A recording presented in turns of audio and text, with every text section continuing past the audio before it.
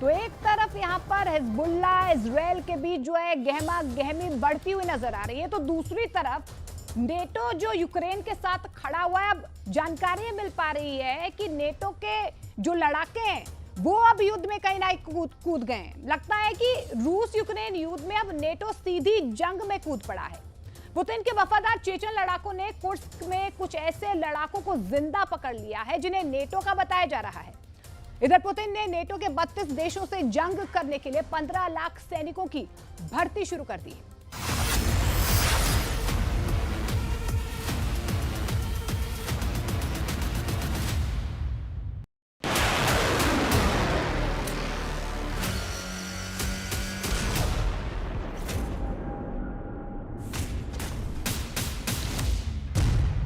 Kursk में कूदा NATO, रूस से सीधी जंग शुरू।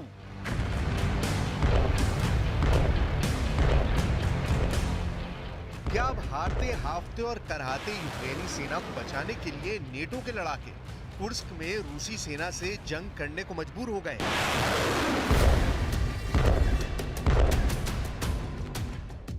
पहले आप कुर्स्क में पकड़े गए नेटो के इन लड़ाकों के चेहरों को गौर से देखिए,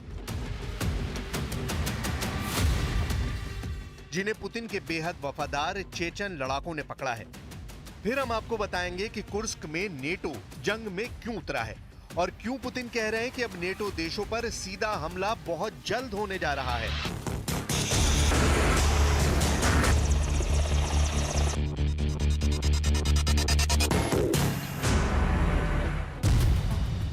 पुतिन का आदेश, नेटो से सीधा युद्ध। 6 अगस्त 2024 को रूस के कुर्स्क में यूक्रेनी सेना ने बड़ा हमला करके पूरी दुनिया को हैरान कर दिया था। नेटो के टॉप कमांडर्स तक यूक्रेनी सेना की जमकर तारीफ कर रहे थे।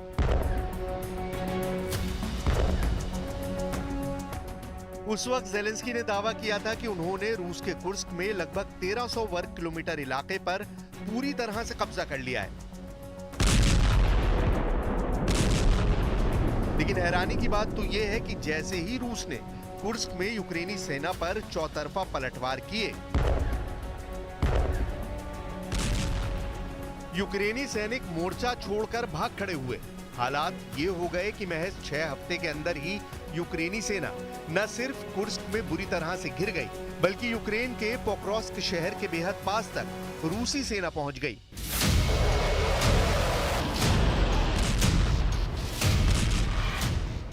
ऐसे हालात में नेटो ने अचानक जंग में अपने ऐसे लड़ाकों को उतार दिया जिनका रिकॉर्ड मिलना बेहद मुश्किल है। लेकिन अब चेचन लड़ाकों की अकमत स्पेशल फोर्स ने ऐसा धमाका किया है कि नेटो के होश उड़ गए।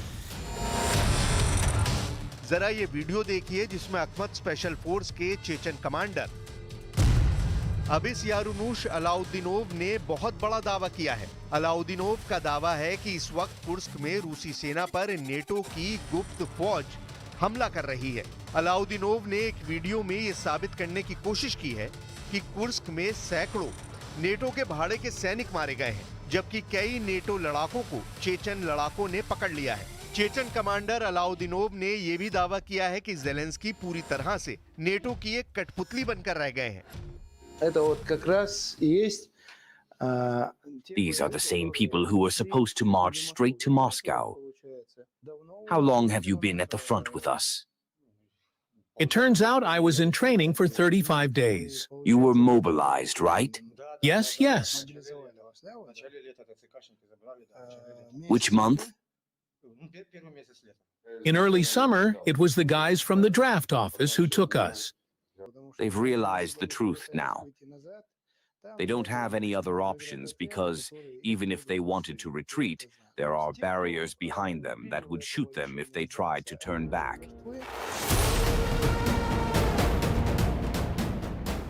राष्ट्रपति पुतिन पहले से ही चेचेनिया रिपब्लिक के चीफ रमजान कादिरोव को निर्देश दे चुके हैं कि यूक्रेनी इलाकों को पूरी तरह से तबाह कर डालो।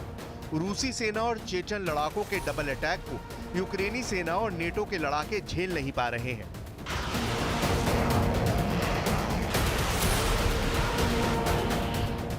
इधर पुतिन ने कुर्स्क से लेकर पोक्रोव्स्क तक एक के बाद एक इलाकों को जीतना और आजाद कराना शुरू कर दिया है।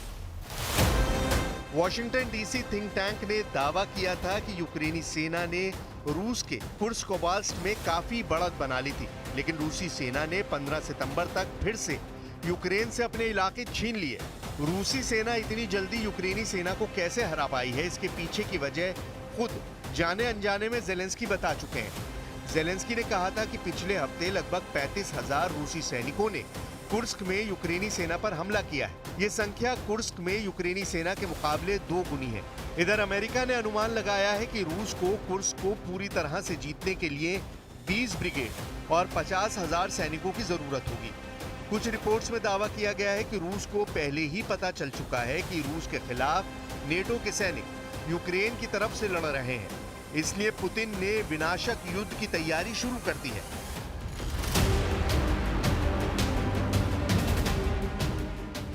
हम आपको कुछ वीडियो दिखा रहे हैं जिसमें रूसी सेना ने ऐसे जब्त घातक हथियारों को दिखाया है जो अमेरिका, ब्रिटेन, जर्मनी और नेटो देशों के हैं। जरा ये वीडियो देखिए।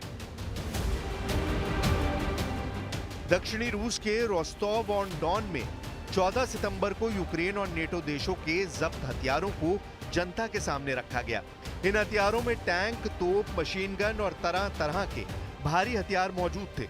यूक्रेन में रूसी सेना द्वारा पकड़े गए पश्चिमी टैंक और यूक्रेनी सैन्य हार्डवेयर की इस प्रदर्शनी को देखने के लिए रूसी उमड़ पड़े।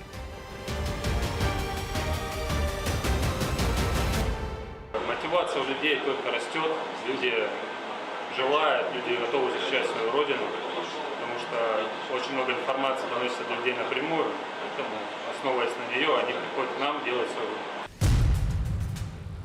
दक्षिणी रूस के रोस्टोव ऑन डॉन में जब्त नेटो और यूक्रेन के हथियारों को दिखाकर रूसी जनता को ये दिखाने की कोशिश की गई है कि रूस कुर्स्क के मोर्चों पर जीत रही है।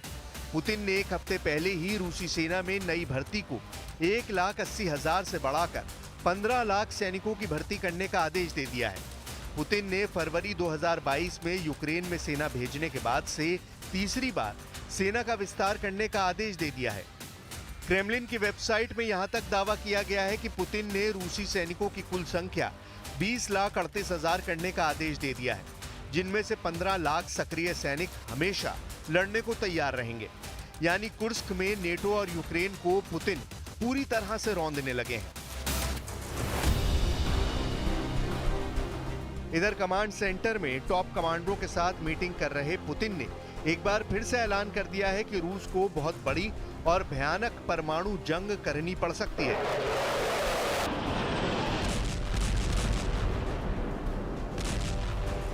पुतिन ने साफ इशारा कर दिया है कि इस एटमी जंग में नेटो के 32 देशों से सीधा मुकाबला होगा। इस जंग को वही जीतेगा जो सबसे पहले परमाणु मिसाइलों और बमों से हमला करेगा। 934 दिन से चल रही रूस यूक्रेन जंग में यूक्रेन के दरवाजे पर विनाशकारी परमाणु युद्ध होने जा रहा है। हम आपको पुतिन के बेहद करीबी और रूस के पूर्व राष्ट्रपति दिमित्री मेदवेदेव का वो बयान दिखाने जा रहे हैं जिसके खौफ से ज़ेलेंस्की का खून सूखना शुरू हो गया है, क्योंकि रूसी सूत्रों का दावा है कि रूस यूक्रेन पर फादर ऑफ ऑल बॉम्ब यानी FOAB के सबसे विनाशक हमले करने जा रहा है। रूस के पूर्व राष्ट्रपति दिमित्री मेदवेदेव के बयानों से इसका इशारा कर दिया गया है। ये स्पष्ट है अभी तक रूस ने बहुत ही संयम बरता है, लेकिन अब रूस की परमाणु प्रतिक्रिया बहुत बड़ी है। ये फैसला काफी जटिल है जिसे बदला नहीं जा सकता है। कई अहंकारी मंदबुद्धि वाले देश हैं जिन्हें समझ नहीं आ रहा है कि रूस के धैर्य की परीक्षा लंबे वक्त तक नहीं ली जा सकती है। Нагнетание и еще один шаг к серьезному конфликту в Европе и глобальному конфликту. Им это нужно? Ну, пожалуйста. Мы все равно будем делать так, как мы считаем нужным, вне зависимости от того, кто находится на территории Украины.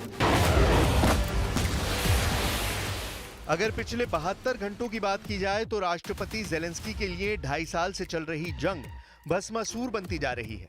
वॉर मैप पर यूक्रेन के commander in chief Oleksandr Syrskyi Zelensky के साथ सर खपा रहे हैं।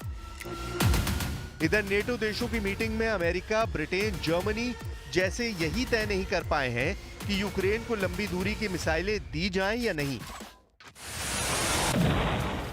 जेलेंस्की का साफ कहना है कि अगर नेटो देश लंबी दूरी की मिसाइलों से हमला करने की अनुमति रूस के मॉस्को तक दे दें तो हारी बाजी पलटी जा सकती है। लेकिन दिक्कत यह है कि पुतिन ने नेटो देशों के खिलाफ अपनी परमाणु मिसाइलें तैनात कर दी हैं। रूस से लेकर बेलारूस तक रूस ने ऐसी जबरदस्त परमाणु युद्ध का चक्रव्यूह रचा है कि नेटो देशों की हालत खराब हो चुकी है।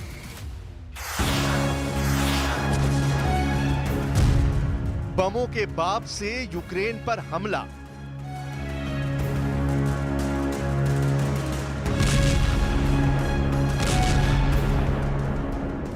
जंग के दौरान राष्ट्रपति पुतिन और रूस के पूर्व राष्ट्रपति दिमित्री मेदवेदेव का ये वीडियो देखिए, जिसमें पूरे रूस को एक बड़ी एटमी जंग के लिए तैयार रहने को कहा जा रहा है।